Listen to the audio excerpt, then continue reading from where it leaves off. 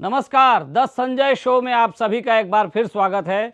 मैं हूं संजय शर्मा और आज हम बात करने जा रहे हैं देश को कांग्रेस मुक्त बनाने के लिए जुट गए विपक्षी दलों की। कल तक कांग्रेस के बिना किसी गठबंधन का सपना भी नहीं देखने वाले विपक्ष को लग रहा है कि कांग्रेस को छोड़े बिना वे मजबूत गठबंधन नहीं बना सकते हैं और नई तरह की राजनीति से ही अब बीजेपी को पछाड़ा जा सकेगा। रणनीति बन रही है और नेता एक दूसरे से मुलाकात कर रहे हैं, पर कहा जा रहा है कि कांग्रेस मुक्त गठबंधन की कल्पना चुनावी रणनीतिकार माने जाने वाले प्रशांत किशोर ने की है।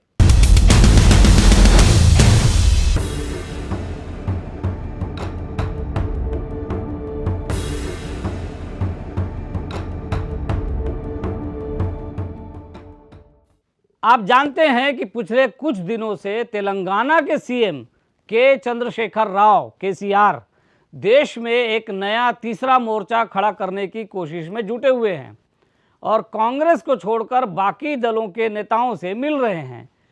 कभी एनडीए के साथ रहे चंद्रशेखर राव अब मोदी से नाराज बताए जा रहे हैं। वे बीजेपी के खिलाफ लगातार मुहिम चला रहे हैं और बीजेपी तेलंगाना में उनके खिलाफ मुखर रही है। यही कारण है कि जब कुछ दिनों पहले प्रधानमंत्री नरेंद्र मोदी तेलंगाना गए थे तो मुख्यमंत्री केसीआर उनके स्वागत के लिए एयरपोर्ट नहीं पहुंचे थे, बल्कि एक मंत्री को भेज दिया था। इस पर बीजेपी ने उन पर प्रोटोकॉल के उल्लंघन करने का आरोप लगाया, लेकिन केसीआर की पार्टी ने कह दिया कि एक निजी दौरे पर आए पीएम के स्वागत के लिए सीएम का आना जरूरी नहीं है। खैर, तो आपको पता चल ही गया है कि बीजेपी और केसीआर के बीच संबंध किस स्तर पर है। इसका प्रमुख कारण यही माना जा रहा है कि बीजेपी लगातार तेलंगाना में अपना आधार बढ़ा रही है। आपको याद होगा, पिछले 2 उपचुनाव और ग्रेटर हैदराबाद नगर निगम के चुनावों में बीजेपी ने बढ़िया प्रदर्शन किया है। माना जा रहा है कि इस वजह से टीआरएस को लग रहा है कि कहीं राज्य में बीजेपी मुख्य विपक्षी पार्टी बनकर न उभर जाए। ऐसा हुआ तो कुछ ही समय में बीजेपी को यहां सत्ता में आने से कोई नहीं रोक सकेगा। पिछले कुछ दिनों से केसीआर गैर बीजेपी शासित राज्यों में प्रस्तावित नए गठबंधन को लेकर चर्चा करते नजर आ रहे हैं। हाल में वे महाराष्ट्र के मुख्यमंत्री और शिवसेना नेता उद्धव ठाकरे के साथ ही एनसीपी नेता शरद पवार से भी मिल चुके हैं। मुलाकात के बाद प्रेस से उन्होंने कहा था कि देश को परिवर्तन की ज़रूरत है। बताया जाता है कि कुछ दिनों पहले पश्चिम बंगाल की सीएम ममता बनर्जी ने भी केसीआर और तमिलनाडु के सीएम एमके स्टालिन से फ़ोन पर गैर बीजेपी शासित राज्यों के मुख्यमंत्रियों की बैठक करने की बात की थी। आपको ये भी याद होगा कि जब ममता बनर्जी आगे आकर गठबंधन बनाने में जुटी हुई थी, तब भी वे कांग्रेस से दूरी बनाती नजर आ रही थी और उस समय उनके साथ चुनावी रणनीतिकार प्रशांत किशोर ही थे। अब केसीआर भी प्रशांत किशोर के संपर्क में हैं और अब वे गठबंधन के लिए आगे आए हैं, तो वे भी कांग्रेस मुक्त गठबंधन के पक्ष में दिख रहे हैं। हालांकि संविधान को नए सिरे से लिखने की वकालत कर रहे केसीआर ने पिछले दिनों राहुल गांधी के उस बयान का समर्थन किया था जिसमें राहुल ने सर्जिकल स्ट्राइक के सबूत मांगे थे।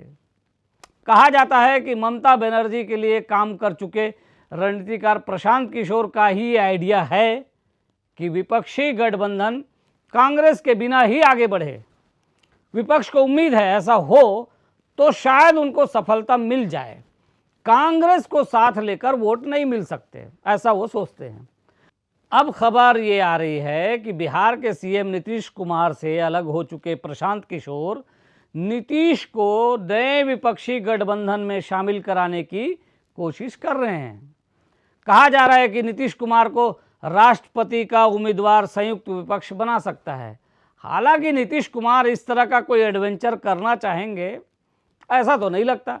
वैसे ये भी कहा जाता है कि नीतीश साथ ही रहें तो बीजेपी उनको ये पद दे सकती है। लेकिन आपको बता दें कि बीजेपी के पास आने वाले दिनों के लिए जिस तरह का एजेंडा है उसमें नीतीश कुमार को राष्ट्रपति का पद बीजेपी भी नहीं देना चाहेगी। ये पद किसी ठोस बीजेपी नेता को ही दिया जाएगा। नीतीश को पीएम पद के लिए दावेदार बताने की भी कोशिशें काफ़ी पहले की जा चुकी हैं। माना जाता है कि नीतीश के साथ कोई गठबंधन अगले लोकसभा चुनाव में बीजेपी को अगर हरा पाया तो नीतीश कुमार को प्रधानमंत्री भी बनाया जा सकता है। पर फिलहाल मीडिया में खबरें यही आ रही हैं कि प्रशांत किशोर ने तेलंगाना सीएम केसीआर से मुलाकात की है और उसके बाद वे बिहार के सीएम नीतीश कुमार से भी मिले हैं। देश में राष्ट्रपति पद के लिए वैसे जुलाई अगस्त में चुनाव होना है। ऐसे में विपक्ष नीतीश कुमार को राष्ट्रपति पद के लिए उम्मीदवार घोषित करना चाहता है। चर्चा है कि इसके लिए प्रशांत किशोर को जिम्मेदारी दी गई है। इतना ही नहीं, गैर भाजपा और गैर कांग्रेसी दलों को एकजुट करने की भी जिम्मेदारी प्रशांत किशोर को मिली है। अब ये भी बता दें कि संयुक्त विपक्ष राष्ट्रपति का कोई उम्मीदवार खड़ा करे तो कांग्रेस गठबंधन से बाहर होने के बाद भी उसे वोट देने के लिए मजबूर होगी। इधर नए विपक्षी गठबंधन में जगह नहीं मिलते देख तेलंगाना प्रदेश कांग्रेस अध्यक्ष ए रेवंत रेड्डी ने टीआरएस प्रमुख केसीआर पर यूपीए यानी संयुक्त प्रगतिशील गठबंधन को तोड़ने की साजिश करने और पीएम नरेंद्र मोदी की मदद करने का आरोप लगाया है। रेड्डी ने कहा कि एमके स्टालिन, उद्धव ठाकरे और ममता बनर्जी यूपीए का हिस्सा हैं और केसीआर इस गठबंधन को तोड़ने के लिए साजिश रच रहे हैं। तो फिलहाल संयुक्त मोर्चा विपक्ष बनाने की कोशिश कर रहा है, उसमें कांग्रेस के लिए कोई जगह नहीं दिख रही है और इस मोर्चा के लिए रणनीति प्रशांत किशोर बना रहे हैं, ऐसा दिख रहा है। तो क्या मोदी का कांग्रेस मुक्त भारत का सपना विपक्षी दल मिलकर पूरा करेंगे? ये देखना होगा। आने वाले 2024 का चुनाव बहुत ही महत्वपूर्ण होने जा रहा है। तब देश की राजनीति पूरी तरह बदल चुकी होगी। तो अब इस चर्चा में इतना ही। आगे फिर किसी मुद्दे पर बात करेंगे। वीडियो पसंद आया हो तो इसे लाइक करके शेयर कर दीजिएगा और IBC 24 के हमारे इस YouTube चैनल खबर विभाग को भी सब्सक्राइब ज़रूर कर लीजिएगा। नमस्कार।